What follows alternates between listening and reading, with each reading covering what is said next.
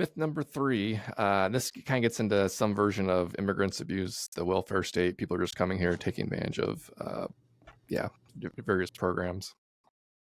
Yeah, and what we find when we take a look at the empirical evidence is that immigrants are about, they consume per person 28% less welfare benefits than native-born Americans.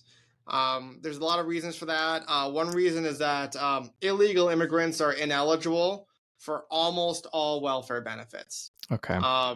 The stuff they have access to is like emergency Medicaid. So if you show up like at an emergency room, your arm got cut off or something. They'll cover you. Emergency Medicaid is less than 0.5% of Medicaid's budget. So it's a very small amount. If you're an illegal immigrant kid, you get like food lunch program.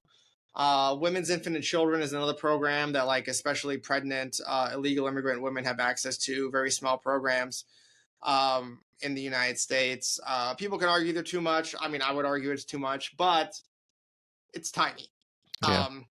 And then legal immigrants and states can give some welfare to illegal immigrants if they want to, but out of their state budgets. That's a it can't come out of the level federal decision. budget.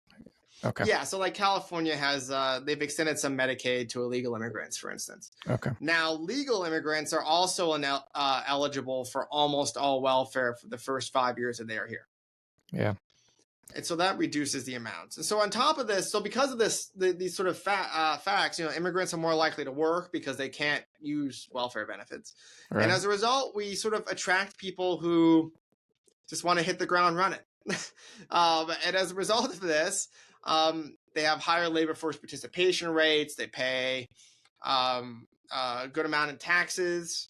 And they're pretty upwardly mobile, go-getters. It's, immigration itself is like an entrepreneurial act. So that's basically the effect of this. And one way to think about welfare more broadly is that like the American welfare state is designed to help 3 groups of people. Sick, elderly, women.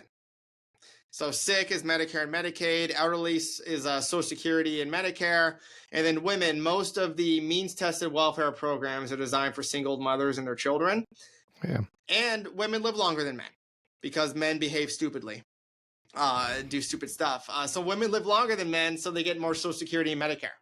But immigrants, on the other hand, are mostly healthy, young, and male. Yeah. So there's just like this disconnect between who the intended beneficiaries are and who the immigrants are. One thing I've always been curious about, so a lot of illegal immigrants can get the fake paperwork and work at a, say, poultry farm or chicken factory or whatever.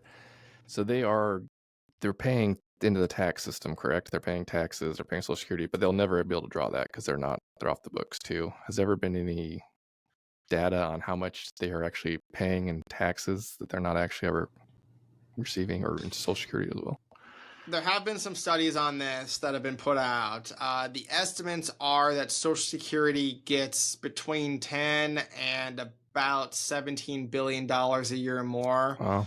in taxes paid into that, which is great for Social Security because that system is sort of on its way toward insolvency. But immigration does sort of help shore it up a little bit, make it so that it'll last a little bit longer. Illegal immigration is part of that. Now,